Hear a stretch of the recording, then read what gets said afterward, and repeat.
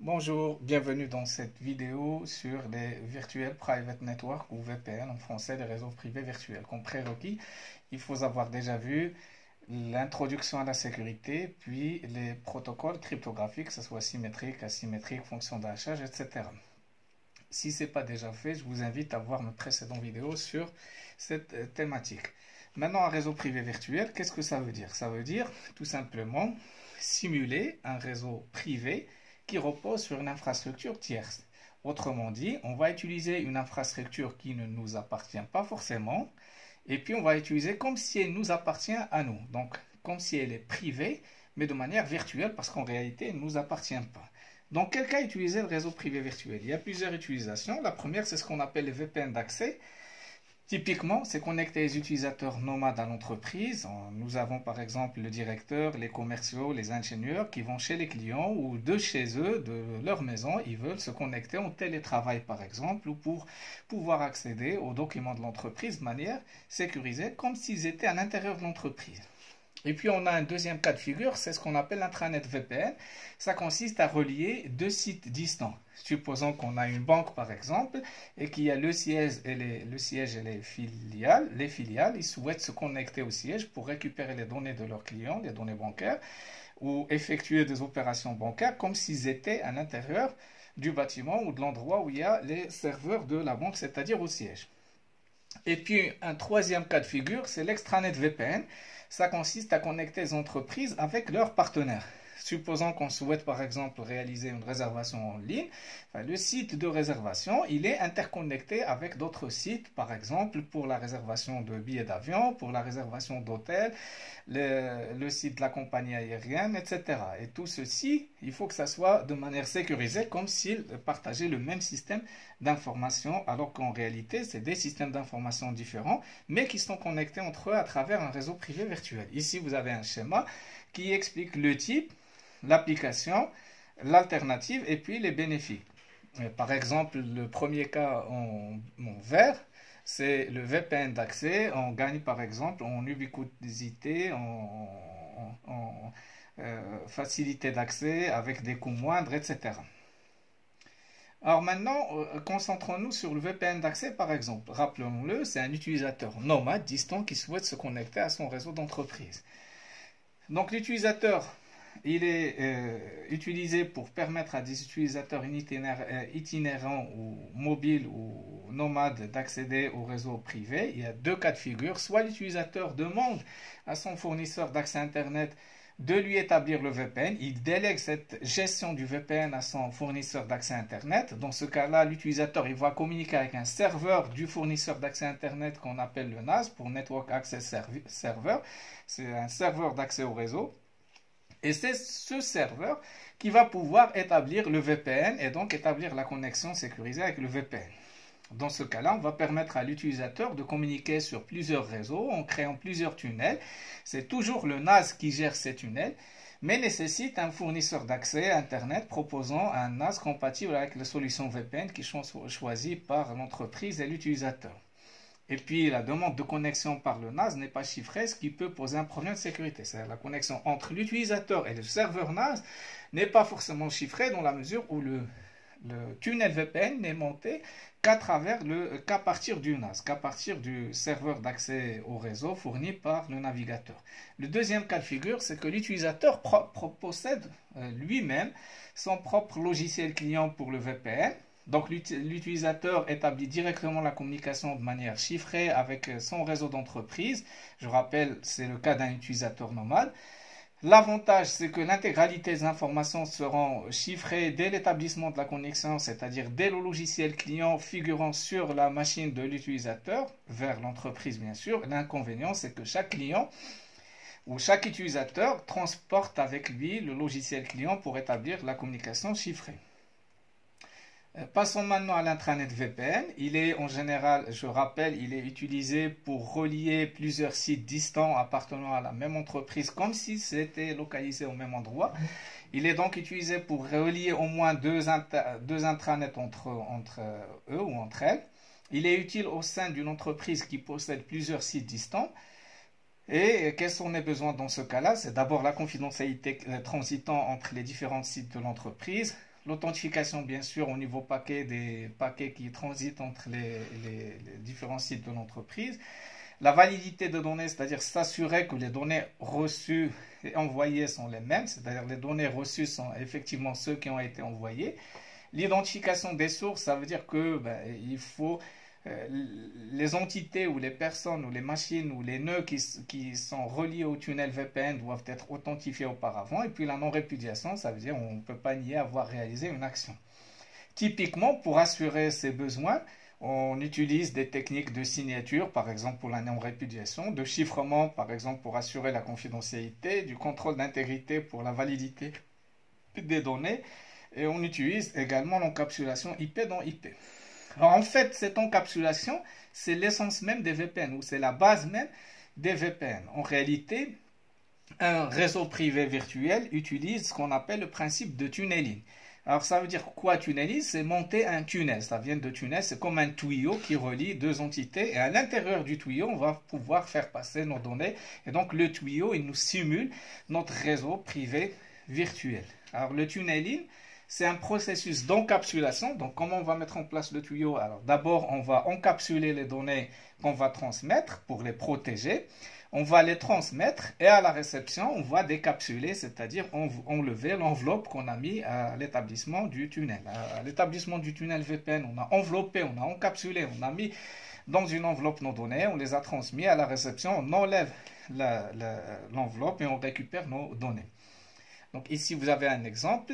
Le tunnel, il assure ici une communication sécurisée à l'intérieur du tunnel avec, par exemple, un tunnel IPsec. Alors, le tunneling, ça consiste à construire un chemin virtuel. Ça veut dire que la source va chiffrer les données, va les encapsuler et les chiffrer, et les acheminer en empruntant ce chemin virtuel, ce tunnel, pour arriver à la destination. Et donc, le VPN, dans ce cas-là, ils vont simuler un réseau privé, alors qu'il utilise en réalité une infrastructure d'accès partagée comme Internet. Je reviens à l'exemple de tout à l'heure. Un tunnel, c'est comme un tuyau qu'on met à l'intérieur d'une infrastructure existante. Comme on a le réseau Internet, on met un tuyau à l'intérieur, on fait acheminer nos données, et de cette manière, on va simuler notre réseau privé. Bien sûr, ça assure un accès aisé et peu coûteux parce que tout simplement on repose sur une infrastructure qui existe déjà. Ici, vous avez un exemple de tunneling. Donc ici, la machine A souhaite communiquer avec la machine B à travers un réseau en passant par deux passerelles. Ici, la passerelle de A s'appelle R1 et ici, la passerelle du réseau de B, du réseau local où se trouve B, s'appelle R2. Donc A, typiquement, quand il envoie les données au niveau 3, c'est-à-dire au niveau IP, on a l'entête IP plus des données des couches supérieures. Et dans l'entête IP, on a l'adresse IP de A et l'adresse IP de B, bien sûr, plus d'autres champs. Alors, l'établissement du tunnel, dans cet exemple, il y a d'autres exemples, mais dans celui-là en particulier, on va établir le tunnel, non pas à partir de la machine A, mais à partir de sa passerelle, la passerelle de son réseau local, qu'on a appelé R1. Et donc, R1, on avait dit, qu'est-ce qu'elle fait? Elle va monter le tunnel. Donc, elle va envelopper, elle va encapsuler dans un autre réseau IP. Ça veut dire que ce paquet qui est transmis à partir de la machine A va être considéré comme de l'UDP, c'est-à-dire de niveau 4, qu'on va lui-même encapsuler dans un paquet IP.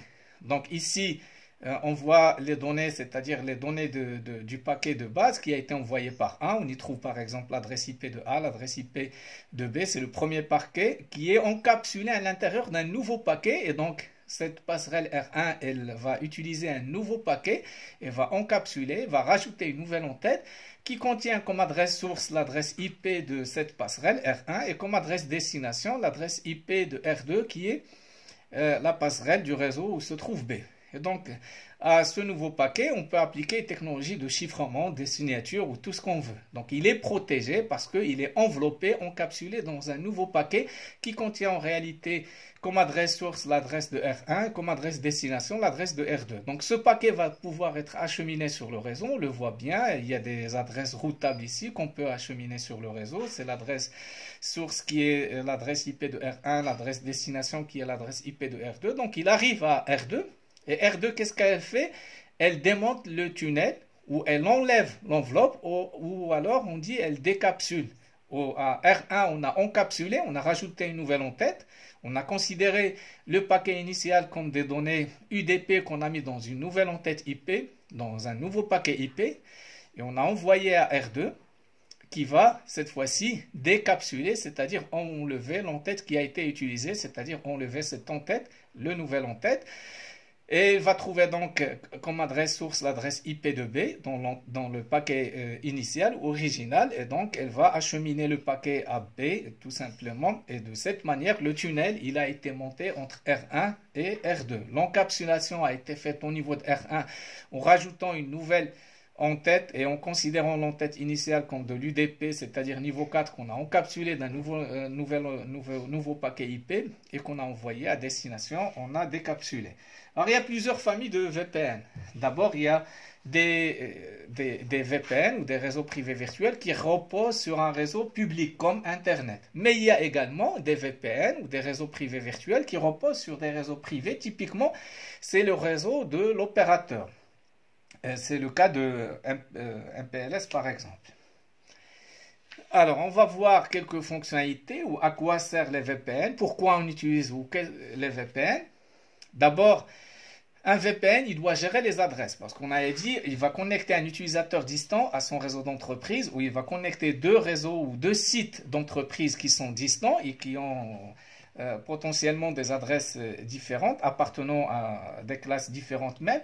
Et donc, il va devoir gérer cette adresse. Typiquement, supposons que je suis enseignant, j'appartiens à une organisation qui est mon université. Cette université, elle a négocié, par exemple, un accès aux articles des différents éditeurs, I3E, Springer ou autres, sur la base d'adresse IP. Ça veut dire que l'éditeur va considérer que toute demande qui provient de l'adresse IP d'une adresse qui appartient à mon entreprise, ben, elle a le droit de consulter les articles et de les télécharger. Quand je suis chez moi, je suis enseignant-chercheur toujours, mais j'ai une nouvelle adresse IP. J'ai l'adresse IP de ma maison, de ma box, de ma maison. Dans ce cas-là, si j'accède directement au site de l'éditeur, je ne vais pas pouvoir télécharger mes documents.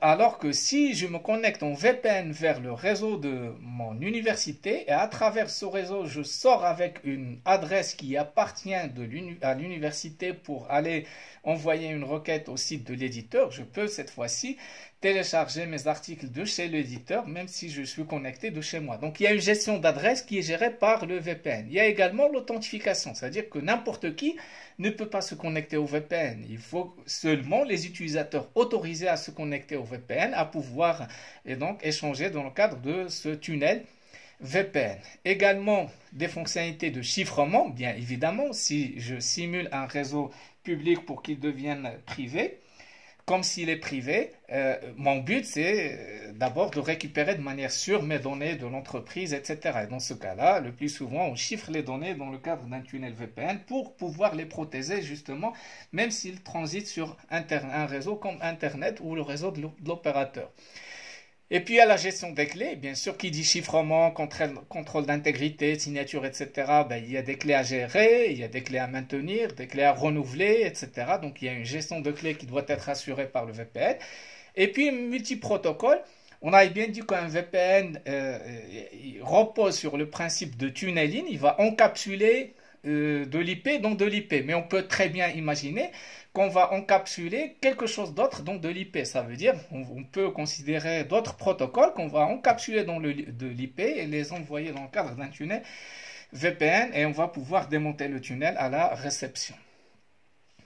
Alors, maintenant, j'ai dit le VPN, c'est un concept. Ça veut dire qu'on peut utiliser plusieurs implémentations des tunnels VPN. Par exemple, je peux utiliser des implémentations sur la base des niveaux. On sait que dans le modèle OSI, il y a 7 niveaux qui va de l'application qui est niveau 7 vers la couche présentation qui est niveau 6, la couche session qui est le niveau 5, la couche 4 qui est transport, la couche 3 qui est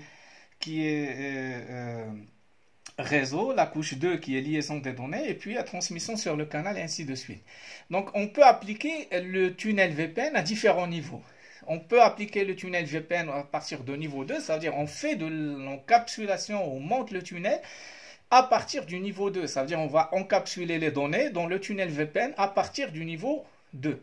Il y a typiquement PPTP pour Point-to-Point Tunneling Protocol et L2TP pour Layer 2 Tunneling Protocol. On voit bien Point-to-Point c'est niveau 2 et Layer 2 c'est niveau 2.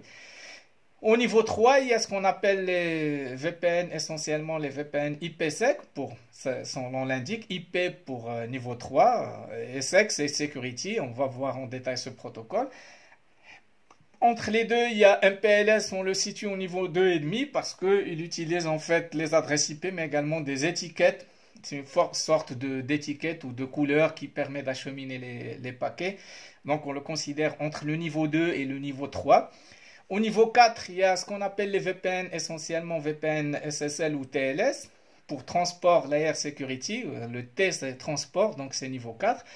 Et puis SSH, c'est au niveau 5. SSH, c'est Secure Shell, c'est monter des VPN au niveau 5. Ça veut dire on va appliquer les mécanismes du VPN à partir du niveau 5. Ça veut dire on va chiffrer toutes les couches qui sont supérieures au niveau 5 par exemple. Si on utilise TLS, on va typiquement chiffrer ou appliquer les mécanismes du VPN à partir de la couche 4 et ainsi de suite. C'est-à-dire les couches au-dessus ne sont pas encapsulées dans le tunnel VPN où on ne leur applique pas les fonctionnalités ou les services offerts par le VPN. C'est ça ce que ça veut dire. Voilà.